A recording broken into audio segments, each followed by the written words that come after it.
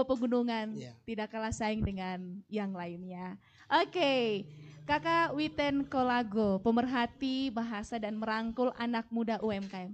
Ini masalah anak muda ini Kak, susah ya? Gampang.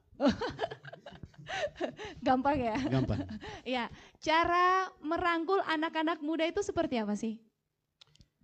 Yang untuk merangkul anak-anak ini dari sisi apa? Dari sisi pemerintahan, gereja, atau apa umum? Ya, dari sesi mana dulu yang biasanya Kakak Witen buat supaya mereka langsung mengerti apa yang Kakak sampaikan kepada mereka? Saya dulu mantan anak jalanan. Wow. Dan saya anak panti asuhan dulu, saya besar di panti asuhan Pelangi. Yang saya lihat situ untuk merangkul anak-anak hari ini itu beda generasi. Iya. Kami generasi 80 beda, 90 beda, 2000 beda, 2010 ini beda. Ya. Zaman kami masih pakai istilah kasihan, sayang, jangan itu ada. Ya. Tapi generasi hari ini tidak. Taruh gitu. Oh beda ya? Ya beda. Jadi cara merangkul anak-anak di tahun 90-an dengan tahun sekarang itu apa bedanya sih Kak? Bedanya kami masih menghargai konteks-konteks budaya kami, kode etik budaya kami masih ada. Iya. Tetapi kalau anak muda hari ini itu apa yang dia lihat dia harus lakukan. Oh begitu. Ya, itu. Jadi apa saja di sisi mungkin anak saya HP ini saya tidak tahu. Saya setelah kuliah baru saya tahu laptop dengan HP. Iya.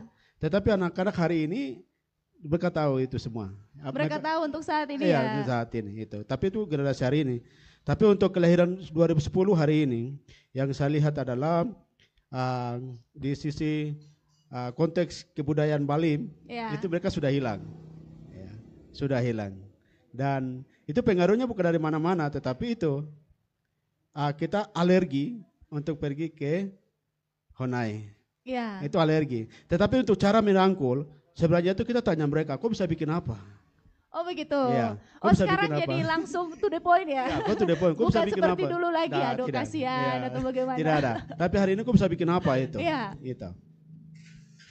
Itu yang saya lihat hari ini. Ya oke dia bisa bawa mobil, fokus kok bisa bawa mobil, tapi ingat kok jangan mabuk. Iya. Itu. Yang kedua, kok bisa pacaran. Tapi ingat, kok jangan berhubungan seks. Kok bisa berhubungan seks, tapi kok harus pakai kondom karena kok punya hidup satu. Iya. Tidak ada kedua lagi, tidak ada ketiga lagi. Ya. Yang sebentar hari ini kami jalan gitu. Oke. Kok boleh mati tapi kita akan rugi begitu. Kita masih butuh kok ya. Iya. Jadi tidak perlu kita kasih tahu, kok begini, tidak. Tetapi ada satu pendekatan kita orang Balim. Misalkan saya dengan Kelion kami punya mama tuh orang Tabuni. Iya. Dia Karobage. Jadi saya Tabenak. Jadi mama dari Tabuni kalau orang panggil saya dengan konteks Tabenak, Iya. dengan situasi apapun saya akan redah. Saya bilang saya punya teman Kelly atau Tabenak atau Karobana, dia akan dengar dalam situasi masalah apapun. Itu sampai anak zaman sekarang juga masih mendengar masih pakai itu. Iya. Jadi dalam konteks UMKM untuk merangkul anak muda zaman sekarang itu apa yang sudah Kakak lakukan? Yang kita bisa lakukan hari ini itu kita hanya bagi karena saya belum punya modal. Ya. Belum punya modal tapi saya bisa kasih tahu ke mereka bahwa semua ini ada. Sekarang hanya kita tinggal mau bikin apa. Cuma satu, kami kalah modal. Kalah modal. Ya sebenarnya nih Kakak Witen Kolago, sebenarnya sebanyak sekali ya pengalaman hidup ya Kakak ya. Sebagai anak jalanan juga yang sekarang menjadi merangkul anak-anak muda UMKM. Perjalanan hidup Kakak kayaknya susah ya. Sangat susah. Kabarnya selalu baik tapi selalu susah karena satu kendala itu tadi. Ya. Kemampuan kami untuk berkembang itu ada. Ya. Seperti saya punya teman dia memulai dari tahun 2007. Ya. Tetapi ya itu kembali ke modal. Itu. Asik. Kembali ke modal. Untuk sekarang untuk pemuda-pemuda UMKM sudah berapa banyak ini? Yang kami jalan hari ini itu sudah terlalu banyak. Kami ada di bawah binaan dari Dinas Provinsi ini apa ini? Pemuda dan Olahraga, Pariwisata. Kami ada sekitar 70-an orang. 70-an orang. Iya, sekitar 70 atau 80 UMKM yang kami sedang jalan. Iya. Terus di bawah teman Kelion juga tuh sedang jalan itu dari kabupaten. Dari kabupaten. Itu sedang jalan juga.